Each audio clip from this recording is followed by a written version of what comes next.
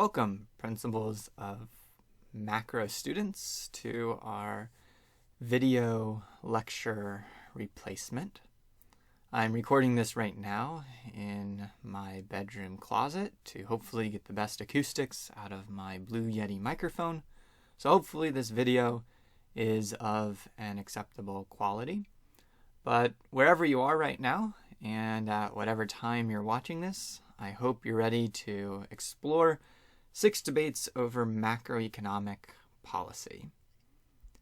So in this chapter, we're answering some very broad questions that are not technical, but instead questions that apply all of the knowledge that we've been learning throughout the course of the semester.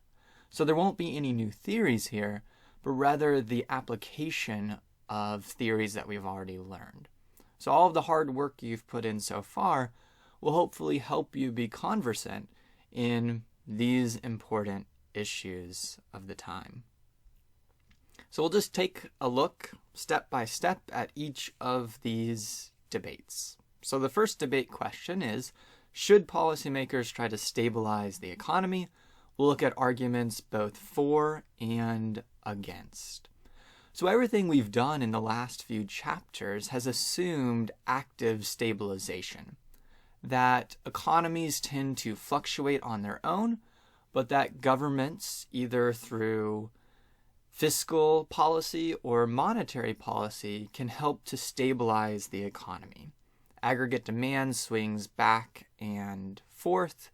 That can cause recessions or potentially even depressions.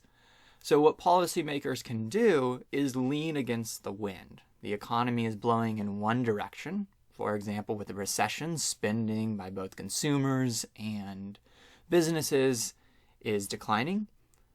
So what the government can do is lean against the wind and instead spend more, trying to stabilize the economy. So these are the arguments for active stabilization. Let's take a look, though, at some arguments against. One is that the models we've been working with are not nearly as complex as the real world. One of the complexities has to do with timing. Both monetary and fiscal policy don't affect the economy instantaneously. If the Fed increases the money supply today, it's not necessarily going to affect the economy tomorrow. Or even more so with fiscal policy, if Congress is meeting to decide whether to increase taxes or decrease taxes or change spending, it's going to take time. But the shocks that happen in our economy can happen very rapidly, and we can't necessarily predict them. So if our policy happens either too late or perhaps we're even way ahead of time with our policy, it could potentially worsen fluctuations. For example, let's say the economy is going into a recession, and so Congress meets and decides to implement spending increases. But perhaps those spending increases don't take effect for, say, another year. But perhaps by the time we reach that, next year, the economy on its own might have stabilized. And so these increases in spending might actually overstimulate our economy. So these are some of the arguments against active stabilization. And because economists, differ on these points, there might be some economists talking about a boom or some economists talking about a collapse happening. There's a lot of debate among economists on this first point, and one fun way of exploring this debate is by watching a YouTube video featuring 2 prominent economists, not the economists themselves, but actors playing the economists, having a rap-style debate between active versus passive stabilization. We won't play the video right now, but I definitely encourage you, if you've never seen economics wrapped out before, I encourage you just to Google Keynes versus Hayek rap, and you should be able to find it pretty easily on YouTube. There's actually not just one of them, but they did a sequel as well. Moving to the next debate, should the government fight recessions with spending hikes or tax cuts? So let's assume for the moment that the government's going to undertake active stabilization. Are we better off doing so with taxes or with spending? So let's look first at the arguments for fighting recessions with spending. The first argument is that increases in spending might stimulate the economy more than reduction in taxes. That's because whenever the government spends money, that's directly adding to aggregate demand. That's a direct increase in G, and therefore a direct increase in aggregate demand. But when the government cuts taxes, that's not going to lead to necessarily a direct increase in aggregate demand. Because with part of that decrease in taxes, with part of the additional money that consumers have, they're going to save some of it. They're only going to spend a certain percentage of it. So spending might give us a little bit more bang for our buck when it comes to stimulating the economy. Another argument for fighting recessions with spending is that the federal government can help support states. Many states have balanced budget amendments. The state must keep a balanced budget every single year. And so faced with a recession, states might have to lay off workers and cut spending. But with federal government spending flowing to states, that could offset that process. So these are some of the arguments for fighting recessions with spending. In terms of fighting recessions with tax cuts, you can get both an increase in consumption and an increase in investment.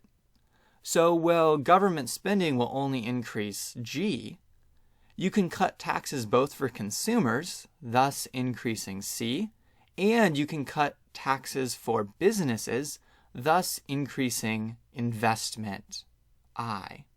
In addition to stimulating aggregate demand, tax cuts could potentially also increase aggregate supply. If there's a decrease in taxes, that creates more of an incentive for people to work, ultimately affecting labor supply, which affects our ability to produce goods and services. So you can get this effect both with aggregate demand and aggregate supply. A final benefit with cutting taxes as a way of fighting recessions is that you're spreading out decisions of how to spend that money. When the government stimulates the economy with spending directly, it's the government making the decisions about what to purchase. So perhaps those spending decisions would be ultimately wasteful and have offsetting effects that would require future tax increases. But if you reduce people's taxes, that spreads out the decision making.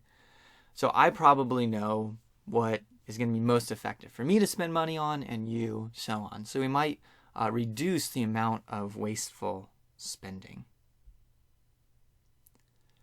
So both cutting taxes and increasing spending have been used by Keynesians in the White House. So a Keynesian, if you watched the YouTube video, you'd know that a Keynesian is someone who is all for active stabilization. So typically, presidents have been Keynesians. So one example comes from President John F. Kennedy. In the threat of a recession, he advocates a tax cut to stimulate the economy, specifically focusing on businesses. And we did indeed see, as a result, or at least associated with the tax cut, an increase in investment among businesses and an increase in economic growth. More recently, with President Obama back during the Great Recession, we saw a very large stimulus bill. led to a substantial increase in government spending, and we did ultimately recover out of the Great Recession. But there are some concerns about how that money was spent and the potential political influence in the distribution of government spending.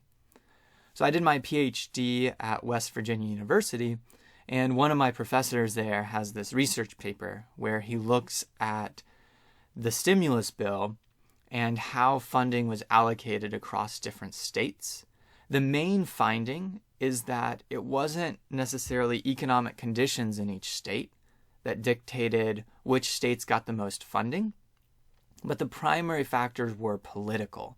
Number one, did your state have a representative on the congressional subcommittee overseeing how the funds were distributed? Surprise, surprise, if you had a representative, your state got more funding. And then also, secondly, which states were more politically important in future elections.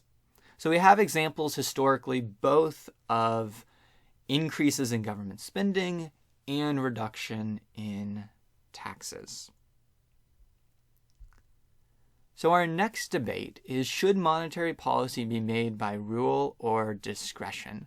So by discretion, we simply mean that the Fed can decide what to do when it wants to. There's really nothing binding the Federal Reserve today. It has a lot of discretion.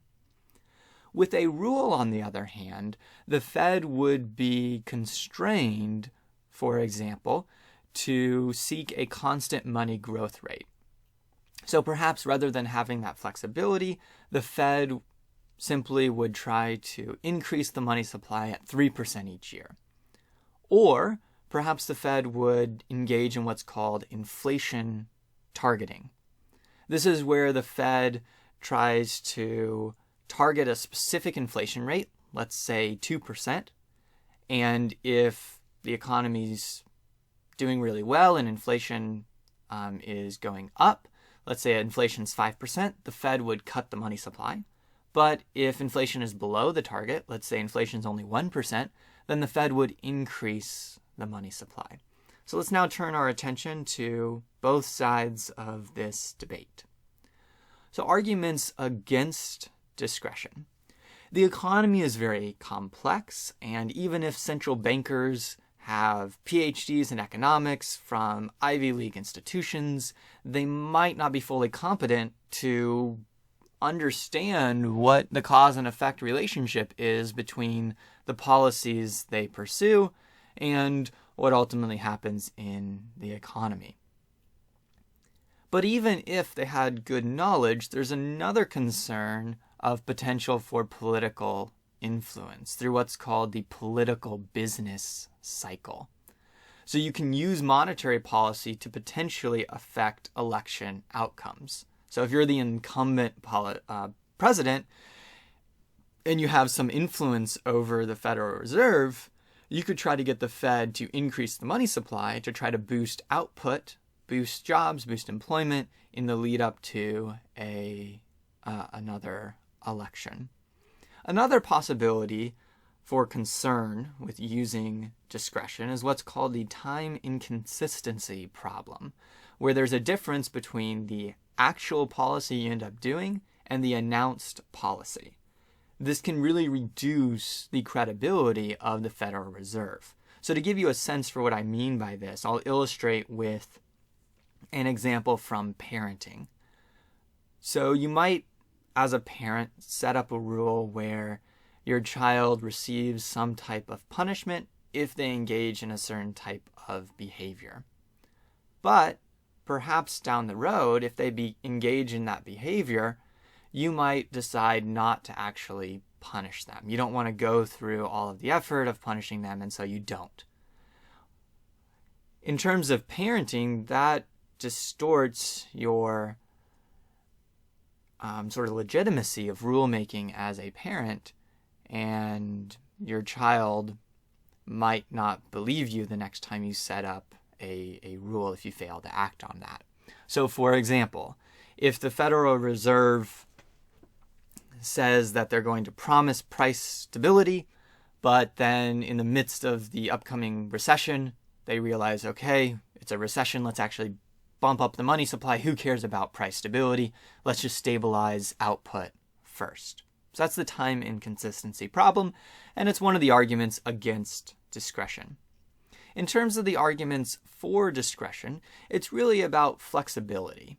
Having the flexibility to adjust the money supply on the fly. And when we take a look at issues like political business cycles and this time inconsistency, yes, there are possibilities in theory, but in a developed economy like the US, the central bank has a high level of independence from the government, and so it's really not going to be subject to political influence.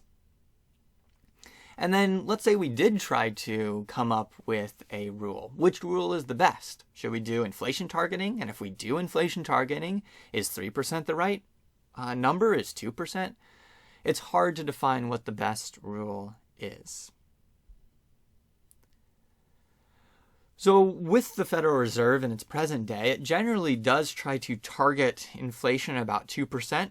But then it also tries to keep the economy from having too much unemployment, which it views the ideal of being around 5%. If we were meeting in class today, we would have the opportunity to play the chair the Fed game, whereas the Federal Reserve chair, you try to stabilize the economy by adjusting interest rates.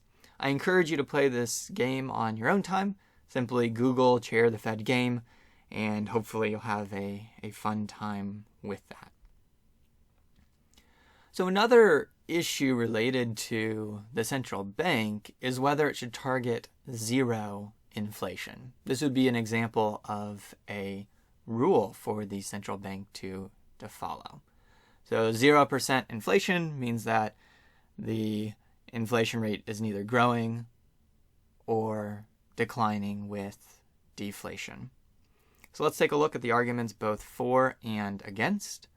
In terms of the arguments for a zero inflation rate, people in this camp would point to the costs of inflation, which we've talked about as shoe leather costs, menu costs, cost in terms of arbitrary redistribution between creditors and borrowers. And these could potentially be sizable even for low levels of inflation. A second argument is that, yes, achieving inflation that's 0%, would have costs, high unemployment in the short run, but the benefits would be in the long run. So let's eat our costs now to get us down to that 0% inflation rate so we can enjoy the long run benefits of not having prices continually go up in our economy. In terms of the arguments against, really, when you take a look at the data, there aren't that large of benefits going from moderate levels of inflation like we have in the US to zero inflation. But the costs are pretty large. Yeah, it would be great if we had inflation that was hyperinflation and we're like Venezuela. Obviously, we want to bring inflation rates down. But if we're talking about going from 3% inflation to 0% inflation, we would have to give up a lot of GDP, at least initially, for what amounts to not that much in terms of benefits of a reduced inflation.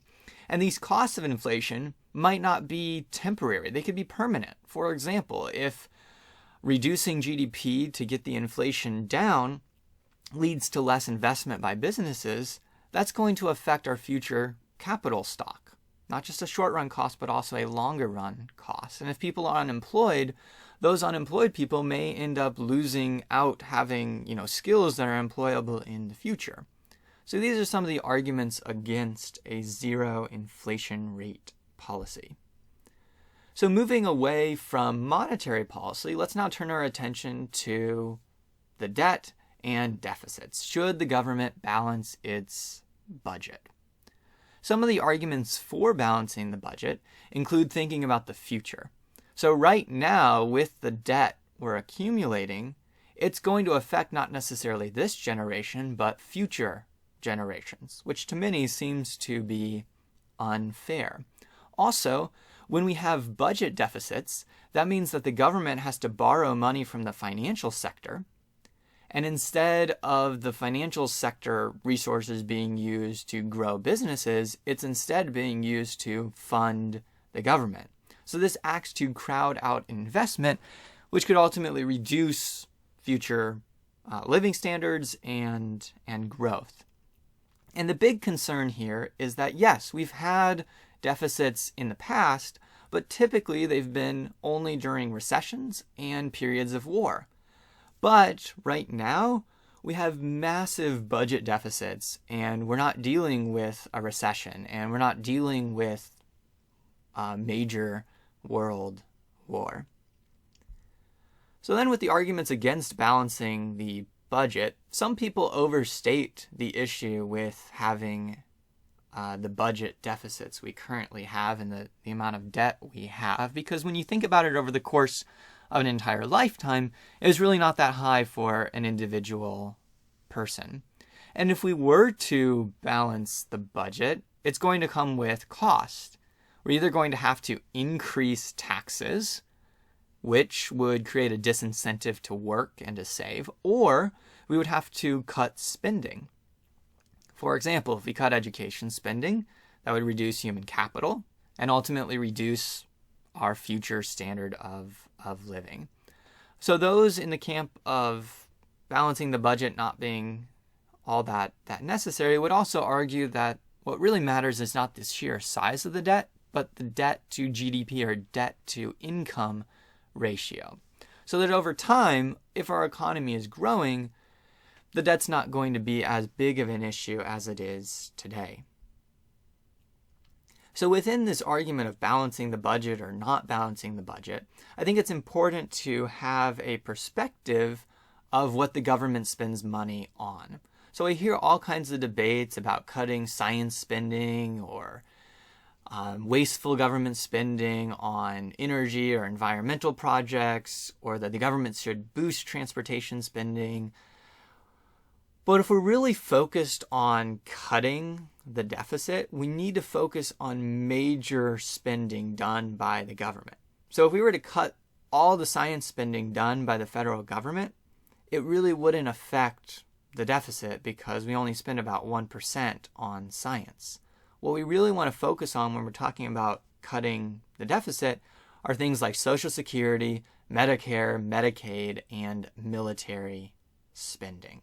That's where you can get the most bang for your buck when you're talking about cutting the deficit. So our sixth debate focuses on saving.